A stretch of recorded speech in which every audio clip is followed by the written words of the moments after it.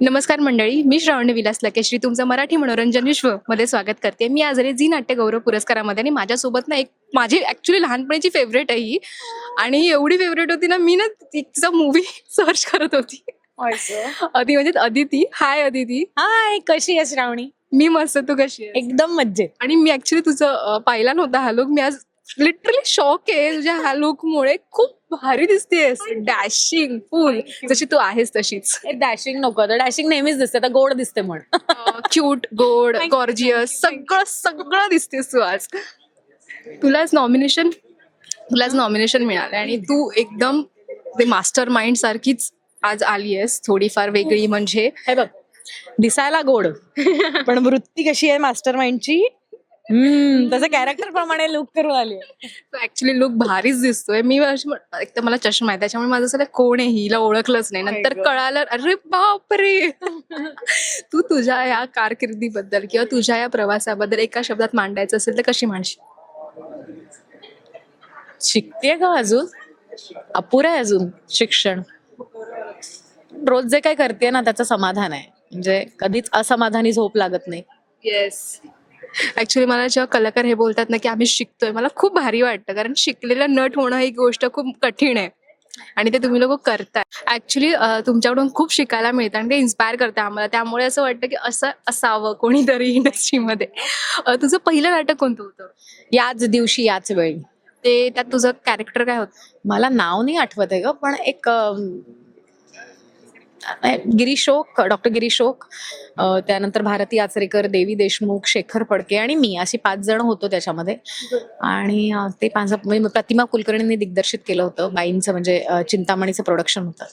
तुला नाटक खूप जवळचं वाटतं का, एकदम असं की मूवी जवळची किंवा सिरियल जवळच्या वाटतात? मला काम करणंच किंवा अभिनेत्री असणं किंवा रोज उठून आपण काहीतरी नवीन करतोय हा प्रकारच किंवा हे फिलिंगच खूप जवळचं वाटतं. आणि मला असं वाटतं आयुष्यातल्या प्रत्येक दिवशी मी मेकअप करून काहीतरी नवीन करते, फिलिंग मला मिळत राहावं.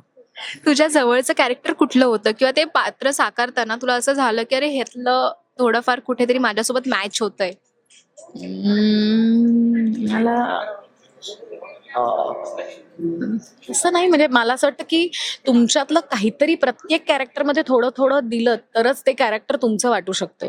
कम्प्लिटली परग्रहावरचं कॅरेक्टर तुम्ही करायला गेलात ज्याचं आपल्याशी काहीच तारतम्य नाहीये, तर ते कॅरेक्टर खरं वाटत नाही. म्हणजे भलेही मी भिकारणीचा रोल करत असेल, पण कधीतरी मला वाटलेलं वाईट असतं ना, ते त्या त्या रोलमध्ये घालायला हवं असतं. तर मला असं वाटतं की आपल्या आयुष्यातल्या प्रत्येक इमोशन्स आपण करणाऱ्या प्रत्येक कॅरेक्टरशी जोडल्या गेलेल्या असतात, तर ती इमोशन आपण शोधायची असते आणि त्यात टाकायची असते. किती छान आहे ही गोष्ट.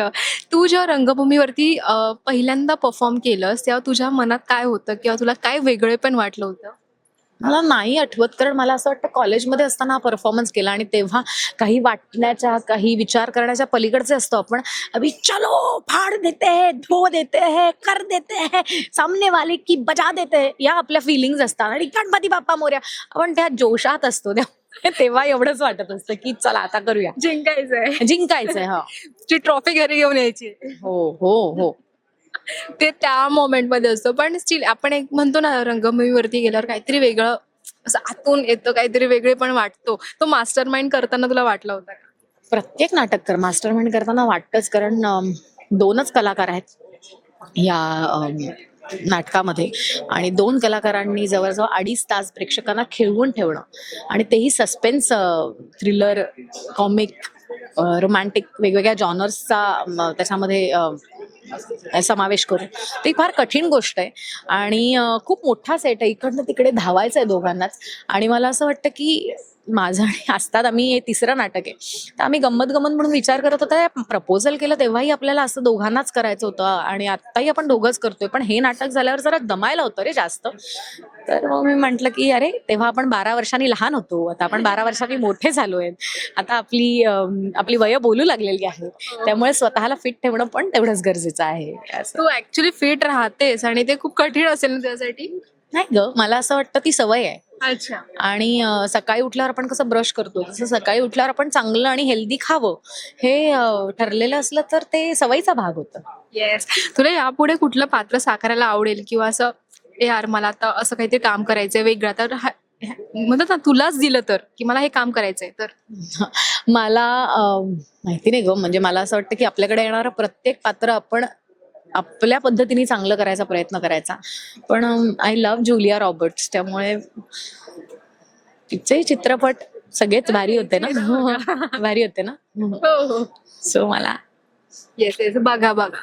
येस सांगते मी त्यांना की जुलिया रॉबर्ट येस. बघ आता बोलवायला आलं. बोलवायला आलाय का? मी इंटरव्ह्यू घेत असताना 5 मिनिटात पाठवतो असं म्हणतो. My God. जाता जाता फक्त प्रेक्षकांना किंवा जे नवीन कलाकार आहेत त्यांना काहीतरी सांग, अम, काय असेल तर काय सांगू शकतो? प्रेक्षकांना मी एवढंच सांगेन की रंगभूमीवर आता इतकी सुंदर सुंदर नाटकं आहेत. कलाकारांनी टेक्निशियन्सनी मेहनत घेऊन ती कलाकृती तुमच्यासमोर आणण्याचा प्रयत्न करत असतात. तर ती नाटकं जरूर पहा आणि नाटकाचं तिकीट काढा, ते परवडतं आपल्याला. म्हणजे तुमच्या बाकीच्या सवयींना, म्हणजे मी कुठल्या अर्थाने सवयी म्हणते ना, एक दिवस आळा घाला, पण नाटकाचं तिकीट काढा.